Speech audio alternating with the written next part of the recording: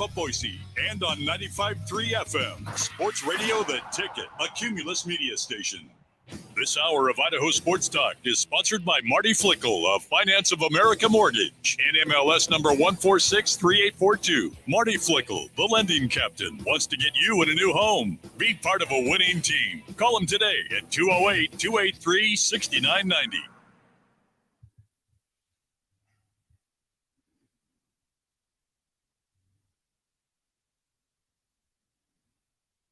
Get ready for the time of your life at Circa Resort and Casino, Las Vegas's newest destination for fun, featuring the world's biggest poolside tailgate party with 3 levels of action, 6 pools, and a 143-foot screen. The fun is always on deck with all the games all year long. Stadium Swim, located in downtown Las Vegas on Fremont Street. Book the time of your life today at circalasvegas.com.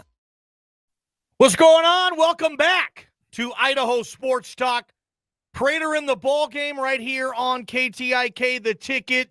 BJ Rains in today on a Friday for Mike Prater. Hour number 2. We'll kick things off with our BNN report with BJ Rains. We'll also do some rock jocks and pop culture, giving you a chance to win some prizes for trivia. And what the hell is going on with our baseball season? BJ Rains and myself, we're going to make it crystal clear for you on what they should be doing this hour as well. So, BJ, thanks again for coming off the bench today. I know you had a ticket to Las Vegas. You had a cabana all saved in reserve, but Prater had to go out of town. Prater's not here. We have you coming off the bench. Thanks, man. Happy to be here, and don't forget we are live this segment, Johnny, on the social media channels as well. We're already having the comments coming in on the YouTube page, so 95.3, The Ticket, Facebook, Twitter, YouTube, as well as Bronco Nation News. We stream the Friday segments, and I know you guys are going to be increasing some of your streaming and my streaming as well, so it's a lot of fun, and if they like listening to us for the next 10 minutes, they can see us as well, Johnny, on the social media channels. Yeah, I'm not sure about this. Cameras in the rowpaint.com studio, BJ. This is going to take a while. You did some work back there. We got the row paint sign back there. You got the ticket sign, Prater in the ball game. You shaved. I can't tell if you shaved, actually, but you do have the nice, what's that say? Which one? What are you pointing at? That's Kellen Moore laying on a bed of roses, and I get to look at it every day. Wasn't that nice? Beautiful, man. BJ, let's get on this BNN report, BJ Rains. Yesterday, who is the MVP of the Boise State basketball team this year? Really only 3 names got at least an honorable mention: Abu Kijab, Marcus Shaver Jr., and Tyson Degenhardt. You've obviously covered this team. You travel to watch this team more than anybody outside of Bob Beeler, obviously, and he gets paid by them to do it.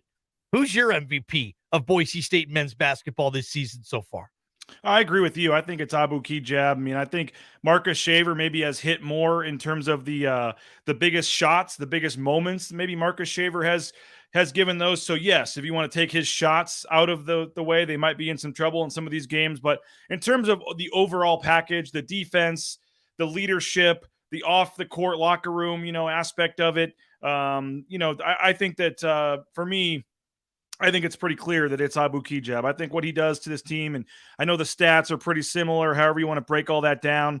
But what he does as a leader, and more so just the way, he wants the ball in his hands late in the game where he pokes the guys up, and then he, the assists. I think he has more assists than Shaver. I know he has a little bit, slightly more points. I know the 3-point percentage, I was actually surprised to see it so low at 25%. It seems like it's a little better than that.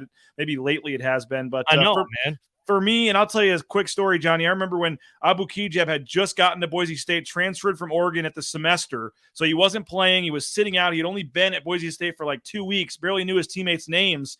And Leon Rice, after a game, told me one time, he goes, "Who do you think was the guy in the locker room firing him up at halftime? Who do you think our best leader is right now on this team?"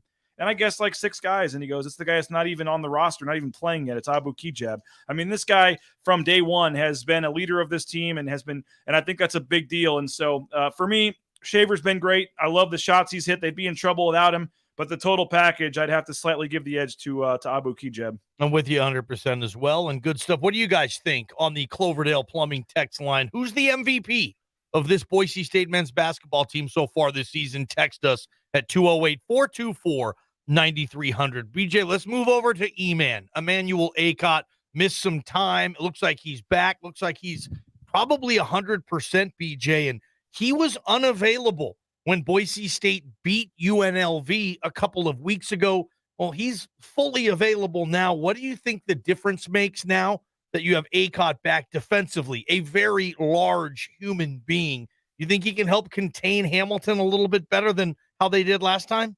Hey, let's not forget the only 2 games during the last almost 3 months now that they've lost. One, he didn't play at all, the Colorado State game, and the other one, he was at like 30%, according to Leon Rice. I don't think people realize the knee injury, Johnny. I mean, this guy had like a dislocated kneecap or something. I mean, it was a pretty significant injury that happened in the Fresno State game in overtime, and he still played like 43 minutes in that game, and then didn't realize, I guess, how bad it was. Tried to push through it in the Wyoming game. Clearly wasn't himself, and so I think Emmanuel Acott is, very, very important to this team. And you saw in the UNLV game the size difference. Nothing against Max Rice, but I don't know if Max Rice guarding Bryce Hamilton is your best option. So I think you see E-Man get Hamilton a lot. Kigab's going to be on him. They got to get some more length, some more size going up against him. And I think E-Man's huge. They would have won the Colorado State game if they had him. I truly believe that. And so to get him back, and let's not forget, Johnny, everyone's talking about the free throws that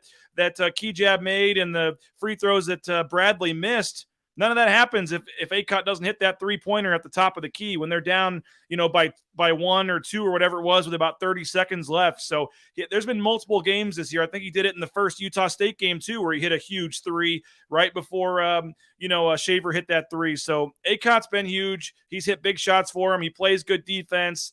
And I think that as he continues to get healthier, he's going to continue to remind us how important he is to this team. BJ Rains in for Prater. This is our Bronco Nation News Report, Fridays, 4 p.m. Check us out on all our social media channels. BJ, moving forward, what is the best case scenario for Mladen Armouche, and how important is he, in your opinion, for this team to be able to achieve and max out its potential? Seems like it's been such a roller coaster lately with the big fella. Well, for me, the key is he just needs to be on the floor. I mean, he just needs to stay on the floor, stay out of foul trouble. He just needs to be out there and give you the 30 minutes. And he doesn't need to give you the 20, the 22 and 19 game he had against Utah State was great, but you don't need Mladen Armouche scoring 22 points. You want him somewhere in that, 6 to 10 point range, but you want him at 12 rebounds. I mean, you want him to, he's out there for 2 reasons: to rebound and to play defense. He's one of the better post defenders Leon Senni's had in a while. And against some of these teams in the league that have the good post players, whether it's EK with Wyoming or some of these teams, I mean, you need him out there for his defense. You saw Mensa for San Diego State, how he's just a different cat when he's got, a smaller guy guarding him. So for me, don't worry about scoring points. You don't need to ask him to score points. The putbacks are nice, that the offensive rebounds and the layups are nice, but you don't need to be dumping it down to him in the post 15 times a game. Just let it come to him. His 2 main things are rebounding, get the extra possessions, either put it back up or kick it back out, and defense. And if Armouche plays 30 minutes and can give you both of those 2 things on a consistent basis with all the other scorers and things that you have out there, I think you're going to be fine. Do you expect Tyson Degenhardt to continue to take his game to another level this season? Not talking about 3-4 years down the road when we might be putting him in a conversation with some of the better players in the history of this program. I'm talking from now until mid-March or however long this thing can go. Tyson Degenhardt, how valuable a piece is he to this puzzle, BJ? Oh, he's huge. I mean, everybody knows all the stats since he moved into the starting lineup, but you see what he's doing. I think his multifaceted game, is what's impressive to me. I mean, the dude's shooting over 43% from 3-point range, but also we sit there on press row and you say, get it in the paint, let him post up guys, what he can do on the inside too. So his inside and out game, what he can do, in just different ways to score. He's one of those guys that, Can you just give him the ball and kind of clear out, and he's going to find a way to try to make a way to get to the basket and score there in the paint. And so the little one-handed kind of turnaround, shot that he has been really impressive. So he's been huge. He's obviously been the key to this turnaround. He's the reason this team is where they are at. You did not realize you were going to get this kind of production from a Tyson Degenhardt. And I think going into the season, obviously, Devonair Dutrieve was supposed to play, and for a reason. I mean, he was probably maybe the most talented player on the whole team. And you look at what you get once you made that trade, just from a team aspect and what he's brought. Yeah, I mean, I think every game Tyson Degenhardt just gets a little more confident, a little more comfortable in his role. And yeah, I think 2-3 years from now, we're going to be talking about him. Johnny is maybe one of the greatest players ever to play here. I agree. And I can't remember what game it was. It might have been SLU, where you're familiar with St. Louis. It might have been Tulsa, but there was a game and we're sitting next to each other on press row, BJ. And I look at you and I'm like, hey, dude, look at Dutrieve right now sitting on the bench.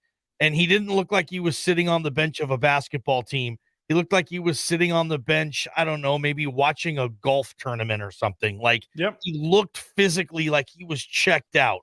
Like, it was the St. Louis game. It was the St. Louis game. He lost his starting spot. He was mad, and then he was kicked off the team either that night or the next day. So, they were in an overtime back-and-forth game. Devonair Dutrieve was, not cheering, sitting there on the sidelines. He was booted from the team, and you got to give Leon Rice a lot of credit for that, Johnny. I mean, he was maybe one of the most talented players, maybe the most raw, talented player on the roster. He was at least in the conversation, one of the top 2 or 3. And for Leon Rice to say, you know what, we're better without you. That took some guts at the time, and could have gone in 2 directions, because he had roommates and guys on the team that he's friends with and things like that. And for what Leon Rice made the decision, and it's really paid off to this point. They're a totally different team after that trade, moving Tyson Degenhardt into the starting lineup. I'm going to ask you a final question here on the Bronco Nation News Report, Idaho Sports Talk Fridays. And I want some of our listeners and folks watching this to text us and let me know what you guys think. The question is what is ultimately the biggest weakness of this Boise State basketball team? Just looking at this thing from all angles. If they do lose that important game at some point and you say, yep, something came back to bite them in the backside, I'll ask you guys on Twitter or also on our text line, 208-424-9300. What's the biggest weakness of this basketball team? And BJ, finish us off, man. What, in your opinion, is the biggest weakness with this club? Yeah, we got a lot of comments even on the YouTube pages for 95.3 and for our site as well popping in. And so, yeah, it's a good question. I mean, the obvious answer, which I'll just touch on, is free throws. I mean, it's obvious that the free throw shooting still has its ups and downs. Certainly the game, Kejab won them the game at the free throw line. So maybe that proves to be a little bit of a positive going forward. I would still say just the offensive droughts that this team has. This team still has stretches every game where they go 3, 4, 5 minutes without scoring. And so the defense is there. The rebounding is there. I think foul trouble could doom this team. I mean, if you get into a game where you get 2 or 3 of your starters in early foul trouble and you've got, Milner and some of these guys, Pavle, Max Rice, all out there playing, 10 minutes a half, you might be in a little bit of trouble. So I think foul trouble and just the prolonged offensive droughts at times. But Nick Wade says offensive rebounds on the YouTube chat. So, I mean, I guess that's a little bit of a problem, but I would say free throws, and someone even said the refs. I guess we could throw them in there too. Hey, some of your followers, I bet, on the refs talk, BJ. I love it. You're going to Vegas and you live in Las Vegas. I don't know what type of deals you have, but you're going to be in Las Vegas, twice in the next, week or so? Cause you get to go back for the conference tournament. What's the count, bruh? How many times have you been to Vegas since you moved to Boise? Work related, man. It seems like you get to go a few times a year. Yeah, this is the 33rd lifetime trip to Vegas. I had a count going about 3 years ago. I posted it on Twitter, and then I've just kind of updated it, and I triple checked it today. But 31st was the Garth Brooks concert last summer. We had Mountain West Media Days in the fall for 32, and now this will be 33 for the UNLV game tomorrow, and then 34 for the Mountain West tournament next week. So, yeah, it is pretty crazy, and love me some Vegas, but I think I like it in the short 2-3 day spurts. And I've been to Vegas with Johnny, folks. This guy, you get Johnny out in Vegas, having a cocktail or two, and he's a lot of fun. So, unfortunately, we're going to miss you on this one, my man. Yeah, I know. I'm bummed out about it. Send all complaints to JP. Follow him at Twitter. JP could have got me there, and he chose not to. He didn't want to send me. He was scared. He thought I'd get in too much trouble. We got to get you on the private jet, man. Let's get you on the private jet at some point here. I'll hop on a JP, right? Johnny, that's not my worries. The No. private jet down there is not my worries. It's what you do when you get down there. I know. You guys are funny. I love you. BJ, appreciate you. Bronco Nation News Report every Friday. And real quick, man, your coverage, whatnot, where can they go to continue following you, BJ? Yeah, BroncoNationNews.com is the easiest way, just BroncoNationNews.com. And we do the live pre- and post-game shows for every basketball game. So once you're done listening to Bob and Abe and their show's over, flip on over. Our post-game show starts right about when they're done, and we'll have interviews and analysis and highlights and all kinds of stuff. So we'll be live tomorrow night from the Thomas and Mack Center, and you and Prater join me as well. You're on Mondays, Prater's on Thursdays in the mornings as well. So lots of great Boise State coverage 24/7 at BroncoNationNews.com. Going to be awesome. Coming up, BJ, obviously you're sticking around for another hour and 45 minutes. We got Rock Jocks and Pop Culture, some hilarious trivia today. And BJ, in honor of you, I'm singing again today during trivia, and I hope someone can get that question answered correctly. But coming up next, baseball, MLB. Are we going to get it? How's it going to look? How do you feel about the designated hitter? How do you feel about the shift? How do you feel about playoff expansion? Think sports radio speed dating, right? I'm telling you, it's gonna taste like peanut butter and jelly together. That's when we come back.